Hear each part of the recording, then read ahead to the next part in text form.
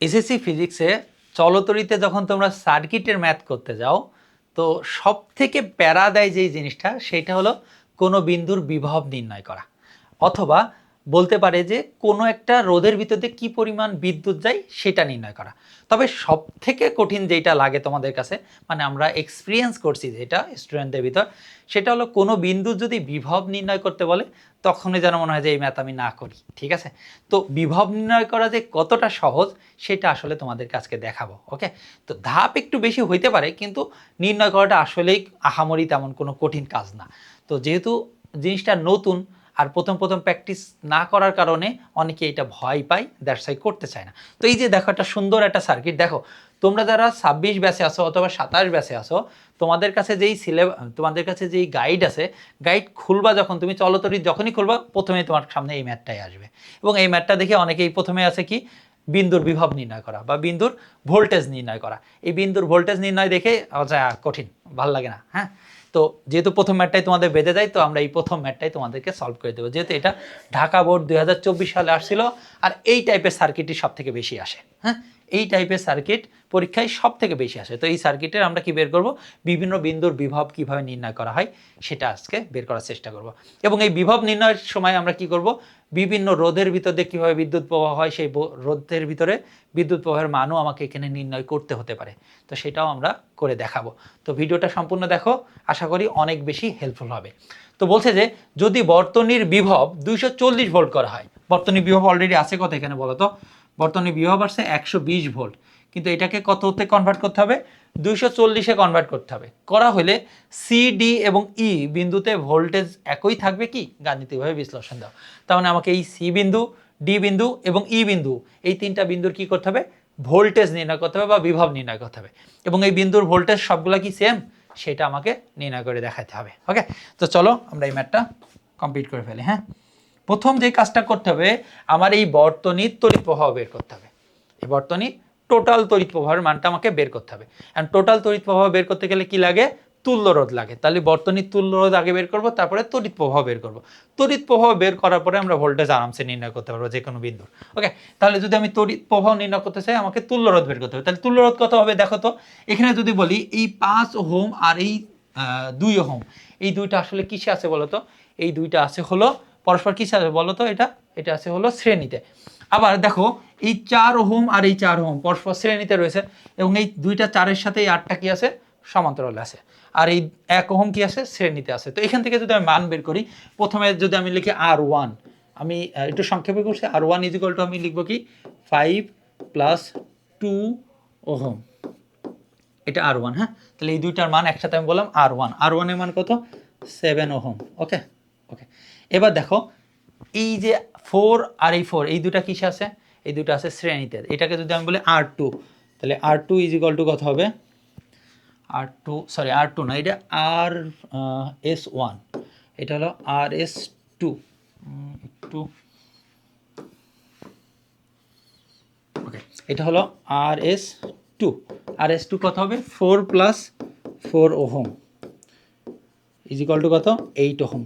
এবারটা একটু খেয়াল করো, এই 8 ওহমের সাথে এই 8 ওহম কিসে আছে, এই 8 ওহম আছে হলো সমান্তরালে। যদি এইটা সমান্তরালে থাকে তাহলে সেখানে কি হবে, আরপি। তাহলে আরপি ইজিক্যাল টু কত হবে দেখো তো, 8 আর 8, আরপি ইজিক্যাল টু আমরা লিখতে পারি 1/RP ইজিক্যাল টু 1/8 প্লাস 1 এই RS2 হলো 1/RS2, এটা হলো 8। একটা জিনিস খেয়াল রাখবা, যখন একই মানের রোধ সমান্তরালে থাকবে, ধরো 5 ওহম আর 5 ওহম দুইটা সমান্তরালে আছে, তাহলে এই দুইটার যখন সমান্তরালে থাকবে এর তুল্য রোধ হবে তার অর্ধেক। যদি 4 ওহম আর 4 ওহম সমান্তরালে থাকে তাহলে ওর অর্ধেক কত হয়, 2 ওহম হয়। যদি 8 ওহম আর 8 ওহম থাকে তার অর্ধেক কত হবে, 4 ওহম। তো দেখো এই RS2 এর মানও 8, এইটাও 8, তাহলে 8 ওহম আর 8 ওহম এই দুইটা যদি সমান্তরালে থাকে, আলটিমেটলি এই মানটা হবে কত, 4 ওহম। তুমি যদি মান বের করে নাও তাও পারবা, আবার ডিরেক্ট এভাবে লিখতে পারো RP ইকুয়াল টু 4 ওহম। ওকে, এই মানটা আসবে 4 ওহম। এবার একটু খেয়াল করো, এর সাথে 1 ওহম কি আছে, সমান্তরালে আছে, শ্রেণীতে আছে। তাহলে টোটাল মানটা কত আসে, টোটাল মান আমরা যদি বলি RS ইকুয়াল টু কত হবে, RS ইকুয়াল টু হবে RS1 প্লাস RP প্লাস এই 1 ওহম, লাস্ট ওহম যেটা আছে সেটা। ওকে, তাহলে টোটালটা যদি আমি যোগ করে দিই 7 + 4 + 1, তাহলে কত হয়, 12 ওহম। টোটাল রোধটা কত হবে, টোটাল রোধটা হবে 12 ওহম। এখন যদি আমি বিদ্যুৎ প্রবাহ বের করতে চাই তাহলে বিদ্যুৎ প্রবাহের মানটা কত হবে? আশা করি তুমি এই আরপিটা মানে আরএসটা বের করা বুঝতে পারছো। এখন টোটাল বিদ্যুৎ প্রবাহ যদি বের করি সেটা যদি আই ধরি তাহলে সেই ক্ষেত্রে আমি লিখতে পারি V is equal to I R S, এটা হলো সূত্র। তাহলে আই ইজ ইকুয়াল টু কত হবে? ভি এর মান কত? নট 120, ভি এর মান কত হবে? 240। তাহলে ভি ইজ ইকুয়াল টু কত? 240 ডিভাইডেড বাই 12, তাহলে 12 দুগুণে 24, তাহলে 20 অ্যাম্পিয়ার। তাহলে আয়ের মান কত হবে? 20 অ্যাম্পিয়ার। ওকে, এইটুকু আমাদের প্রথম অংশটা গেল। তাহলে প্রথম অংশ কি? তড়িৎ প্রবাহের মান বের করলাম। তাহলে এই সার্কিটের তড়িৎ প্রবাহের মান কত? 20 অ্যাম্পিয়ার। ওকে, এইটুকু হয়ে গেল। এবার যে কাজটা করতে হবে আমাদের বিভিন্ন বিন্দুর বিভব বের করতে হবে। তো বিভব বের করা অংশটা খুব সহজ। কীভাবে সহজ? খেয়াল করো, এই যে দেখছো এটা হলো পজিটিভ সাইডটা, আর এই যে দেখছো এটা হলো নেগেটিভ সাইডটা। খেয়াল করো, পজিটিভ সাইডে বিভব, পজিটিভ সাইডের সাথে যেই বিন্দুগুলো আছে সেই বিন্দুর বিভব হলো সর্বোচ্চ। সর্বোচ্চ কত? এখানে তো এখন আর 120 না, এখন কত আছে? 240 আছে। তাহলে 240 যেহেতু আছে তাহলে 240 এই এ বিন্দুর বিভব কত? ভি অফ এ এর মান হলো 240। V of A is equal to কত? V of A is equal to কত? 240 ভোল্ট। 240 ভোল্ট, এইটা হলো ভি অফ এ এর মান। ওকে, এইটার মান আমার জানা অলরেডি। এখন আমি যদি সি বিন্দুর মান বের করতে চাই, দেখো তো এ আর সি এর মাঝখানে কি রোধ আছে? এই 5 আর 2, যেটা আমরা আর এস 1 দ্বারা প্রকাশ করে দিয়েছি অলরেডি। তাহলে এই 5 আর 2 ওহম মিলে টোটাল ওহম কত? 7 ওহম। তাহলে এ আর সি বিন্দুর মধ্যবর্তী রোধ কত? 7 ওহম। টোটাল রোধ কত? 7 ওহম। একটা জিনিস মাথার ভিতরে রাখবা, যখন কোনো একটা রোধ কোনো একটা শ্রেণীতে কোনো একটা সার্কিটের ভিতর কোনো একটা রোধ যদি শ্রেণীতে থাকে তাহলে তার ভিতরে আই বিদ্যুৎ প্রবাহ হয়। শ্রেণীতে থাকলে আই বিদ্যুৎ প্রবাহ হয়, আর সমান্তরালে থাকলে তার ভিতরে ভাগ হয়ে যায়। তাহলে যেহেতু এরা শ্রেণীতে আছে, এর ভিতরে কতটুকু বিদ্যুৎ প্রবাহ হবে? আই বিদ্যুৎ প্রবাহ হবে। তাহলে সেই ক্ষেত্রে আমি যদি লিখি ভি অফ এসি, এ আর সি বিন্দুর ভিতরে বিভব পার্থক্য। ভি অফ এসি দ্বারা কি বোঝায়? এ আর সি বিন্দুর ভিতরে বিভব পার্থক্য। V of AC is equal to কি লিখবো? ওদের মধ্যবর্তী এ এবং সি বিন্দুর মধ্যবর্তী রোধ কত? আর এস ওয়ান ইন্টু আই কেন? টোটাল বিদ্যুৎ প্রবাহ তো গেছে, এখানে বিদ্যুৎ এখানে কম যায় না, এখানে টোটাল আইটাই গেছে। হ্যাঁ, এখানে টোটাল আই গেছে। এবার দেখো বিদ্যুৎ যখন এখানে আসছে এখান থেকে দুই ভাগে বিভক্ত আছে, কিছু এদিকে কিছু এইদিকে। তাহলে এদিকে I1 যাবে আর এদিকে যাবে I2। এখানে আই ইজ ইকুয়াল টু কত হবে? আই ইজ ইকুয়াল টু হবে I1 প্লাস I2। এখানে কেন ভাগ হয়ে গেছে বলো তো? কারণ সি বিন্দু থেকে রোধ দুইটা কিসে গেছে? সমান্তরালে গেছে। সমান্তরালে গেলে ভাগ হয়ে যাবে, আর শ্রেণীতে থাকলে একই দিকে যাবে সম্পূর্ণ বিদ্যুৎ প্রবাহটা। তাহলে এখানে আই বসাই দিলে আমি ভি অফ এসি পেয়ে যাবো। তাহলে ভি অফ এসি এর মান কত? দেখো তো, V of AC is equal to R S এর মান হলো 5 আর 2 এর 7, আর আই এর মান আমি পাইছি হলো 20। তাহলে এখানে আসছে 7 দুগুণে 14, 140 ভোল্ট। তাহলে ভি অফ এসির মান কত? 140 ভোল্ট। এখন তুমি বলতে পারো যে ভাইয়া সি বিন্দুর বিভব চাইছে, আপনি তো ভি অফ এসি বের করলেন, এসি থেকে সি বের করা যাবে। কারণ ভি অফ এসি মানে কি? V of AC is equal to V of A minus V of C. এটা হলো সূত্র। তাহলে V of AC is equal to কি? এ এবং সি বিন্দুর বিভব পার্থক্য। তাহলে V of A minus V of C, তাহলে V of C is equal to কত হবে? দেখো তো, V of A minus V of AC. V of এর মান কত? ভি অফ এ আমরা অলরেডি বলছি সর্বোচ্চ মান, সেটা হলো 240। এখানে মান কত হবে? 240 ভোল্ট। তাহলে 240 মাইনাস এসি এর মান কত আসলো? এসি এর মান 140। তাহলে এই দুইটা যদি আমি বিয়োগ করি তাহলে টোটাল মান হবে কত? 100 ভোল্ট। তাহলে সি বিন্দু ভিসি এর মান কত? 100 ভোল্ট। এই যে একটা মান আমি অলরেডি পেয়ে গেছি, সি বিন্দুর ভোল্টেজ আমি পেয়ে গেছি। ওকে, এবার পরবর্তী মানগুলো আমরা করতে পারি। ই বিন্দুটা বের করা খুব সহজ, ই বিন্দুটা আগে বের করে নিই, তারপরে আমরা ডি বিন্দুটা বের করবো। ওকে, আচ্ছা, ই বিন্দুটা কেমনে বের করি? থাকো, একই রকম করি। আমি সি বিন্দু থেকেও করতে পারি, এ বিন্দু থেকেও করতে পারি, কোনো ব্যাপার না। আমি যদি এ বিন্দু থেকে করি এমন লিখতে পারি V of A E, V of A is equal to কত লিখবো? দেখো তো, V of A is equal two লিখবো, দেখো ওদের মধ্যবর্তী আমি ভি অফ এ না লিখে ভি অফ সি লিখে, এটা বেশি ভালো হবে। হ্যাঁ, ওকে, ভি অফ সিই এটা লিখতে পারি। হ্যাঁ, এখন ভি অফ সিই দেখো তো, সি আর ই বিন্দুর মধ্যবর্তী রোধ এই টোটালটা না, এই টোটালটা কোনটা বলো তো? এই যে আমার আরপি না, এই আরপি না, আরপি এর মান কত? 4 ওহম। তাহলে সি আর ই বিন্দুর টোটাল রোধ কত? আরপির মান কত? 4 ওহম। আর ওদের মধ্যবর্তীতে টোটাল বিদ্যুৎ প্রবাহ কত? I1 আর I2 যদি যোগ করি তাহলে টোটাল কার সমান হয়? আই এর সমান হয়। টোটাল কত হয়? আই এর সমান হয়। তাহলে সি আর ই বিন্দুতে কত বিদ্যুৎ গেছে? টোটাল বিদ্যুৎ গেছে আই, টোটাল বিদ্যুৎ গেছে আই। আর এদের মধ্যবর্তী রোধ কত? আরপি। তাহলে আমি এখান থেকে লিখতে পারি আই ইন্টু আরপি, এটা লিখতে পারি। ওকে, তাহলে কি হবে? যে কোনো দুইটা বিন্দুর মধ্যবর্তী আমার কি বের করতে হবে? তুল্য রোধ। এবং তার মধ্যবর্তী কতটুকু বিদ্যুৎ গেছে সেই দুটা গুণফল হবে তাদের বিভব পার্থক্যের মানের সমান। তাহলে V of C is equal to কত হবে? V of C is equal to আয়ের মান আমরা জানি 20, আর আরপি এর মান কত? আরপি এর মান 44, তাহলে এখানে কত আছে 80 ভোল্ট। তাহলে V of C is equal to 80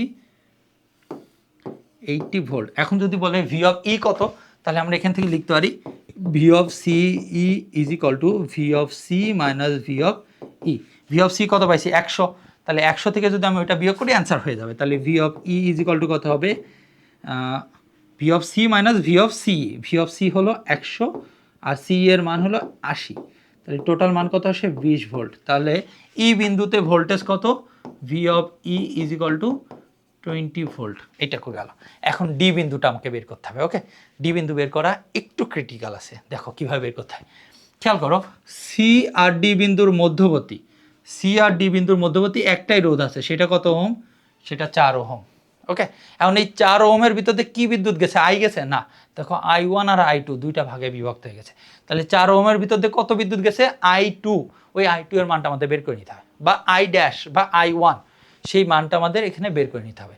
সেটা বের করে নিয়ে তারপরে এর মধ্যবর্তী বিভব পার্থক্য আমাদের বের করতে হবে। বুঝতে পারছো? ওদের মধ্যবর্তী রোধ শুধুমাত্র 4, এটা নিয়ে কোনো সমস্যা নেই। এখন সমস্যা হয়েছে আই নিয়ে। এখন আয়ের মানটা আমাকে বের করতে হবে। দেখো এখানে আমরা আর একটা কমপ্লেক্স জিনিস শিখে ফেলবো। এই যে বিভব বের করা, এটা তো একটা কমপ্লেক্স। এরপরে যেই কমপ্লেক্স জিনিসটা থাকে সেটা হলো সমান্তরালে যদি কোনো রোধ থাকে সেই রোধের ভিতরে কী পরিমাণ বিদ্যুৎ যাবে, সেটা একটা কমপ্লেক্স ব্যাপার।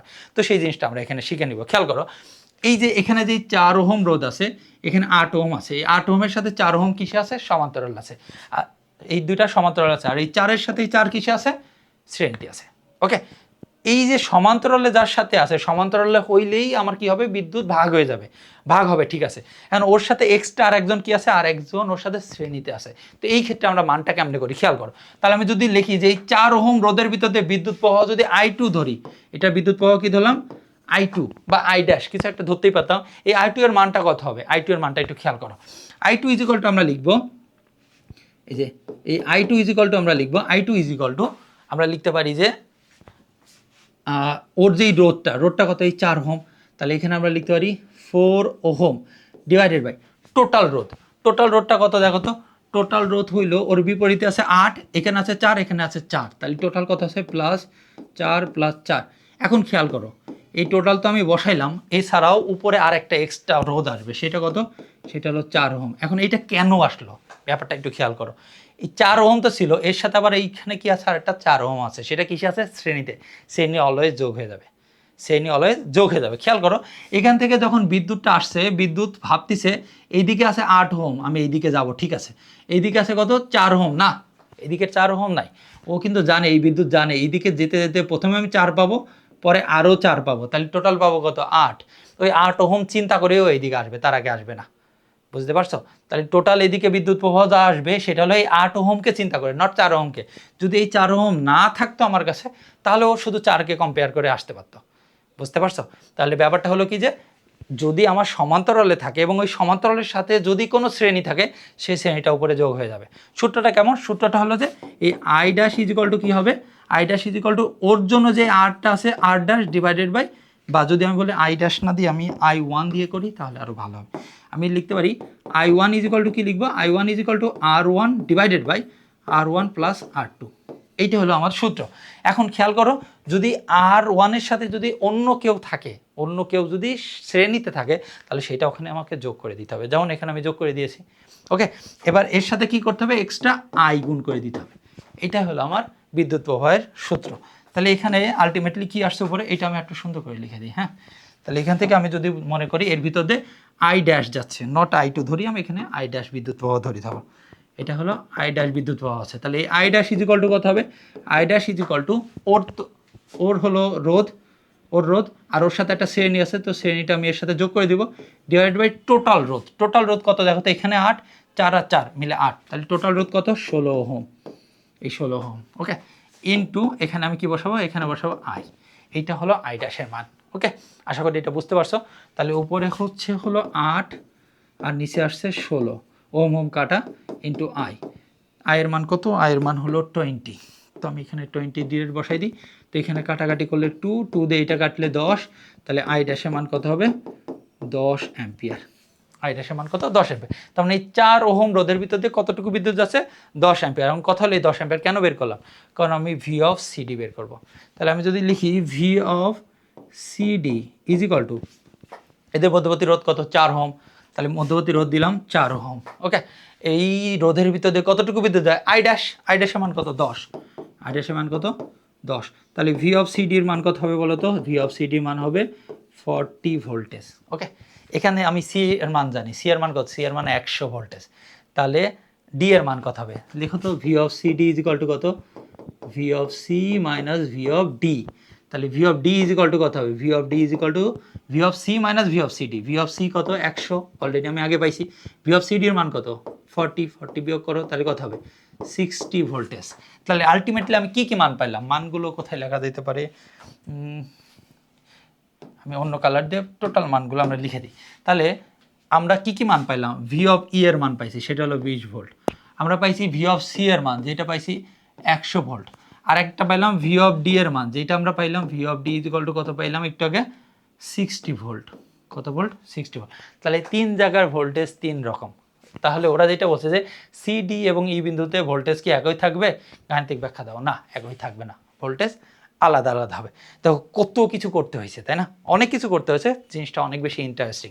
প্রথমে আমরা কি করছি, তুল্যরোধ বের করছি। তুল্যরোধ এটা মনে মনে বের করা সম্ভব, একদম মুখে মুখে বের করা সম্ভব। কেমনে, 4 আর 4 মিলে 8, 8-এর সাথে 8 থাকলে অর্ধেক হয়ে যাবে, কত হয়ে যাবে 4 হয়ে যাবে। 4-এর সাথে এখানে 5 আর 2 7, 4-এর সাথে 7 যোগ করলে 11, 11-এর সাথে 1 যোগ করলে 12, তুল্যরোধ 12। এই যে আমরা কত বড় করে করছি, এত বড় করে করা লাগবে না, মানে জাস্ট তুল্যরোধ যদি বের করতে পারো খুব সহজেই বের করা সম্ভব। তারপর সেখান থেকে আই বের করছি আমরা, আই বের করে আমরা কি করছি, ভি অফ এসি বের করছি, সেখান থেকে সি বের করছি, ভি অফ সি বের করছি, সেখান থেকে ভি অফ ই বের করছি। আরেকটা কাজ করতে হয়েছে, সিডি এখানে যেইটা পাইছি আমি সি আর ডি, যেটা এই রোধের সাথে কেউ না কেউ কিসে আছে, সমান্তরালে আছে। এরা তো সব শ্রেণী ছিল, এই যে শ্রেণী ছিল, আর এখানে তো টোটাল রোধটা পাইছি আমি, টোটাল আই পেয়ে গেছি। কিন্তু আমি যেহেতু সমান্তরালে পাচ্ছি একটা রোধ, এই জন্য আমার এক্সট্রা যে আইটা আছে বিভক্ত হওয়া আই, সেই আইটা আমাকে বের করে নেওয়া লাগছে। এবং সেই আইটা বের করে, এই যে আই ড্যাশের মানটা আমি বের করলাম, ফর্মুলা দেখাই দিলাম তোমাদেরকে, এবং সেই আইটা বের করে আমি কি করলাম, এখানে ভি অফ সিডি বের করলাম এবং সেখান থেকে ভি অফ ডি বের করে নিলাম। এবং দেখলাম যে 3 জায়গায় আসলে মান 3 রকম। একটা আসতেছে কত, একটা আসছে তোমার 60 ভোল্টেজ, একটা আসতেছে তোমার এখানে আছে 100 ভোল্ট, আর একটা আসছে কত, ভি অফ এ এর মান এখান থেকে আরেকটা আছে ভি অফ ই, যেটা আসছে হলো আমার 20 ভোল্ট। তাহলে 3টার মান আসলে 3 রকম, তার মানে 3 বিন্দুতে একই রকম বিভব নাই, বিভব আলাদা আলাদা। আশা করি এই ম্যাথটা খুব ভালো বুঝতে পারছো। এই ম্যাথে আসলে শুধু যে বিভব শিখছি তা না, এই ম্যাথে আমরা শিখছি সমান্তরাল যে রোধ আছে, রোধের ভিতরে কীভাবে বিদ্যুৎ প্রবাহ নির্ণয় করা যায় সেটা আমরা শিখে ফেলছি। তো আশা করি এই সার্কিটের ম্যাথটা তুমি এখন পারবা ঠিকঠাকভাবে। আর যদি এই ভিডিও দেখে একটুও যদি তুমি উপকৃত হও, অবশ্যই তোমার বন্ধুদের সাথে এই ম্যাথটা অবশ্যই শেয়ার করে দিবা এবং প্রাইম পাঠশালা চ্যানেলটাকে সাবস্ক্রাইব করে রাখবা। ধন্যবাদ সবাইকে।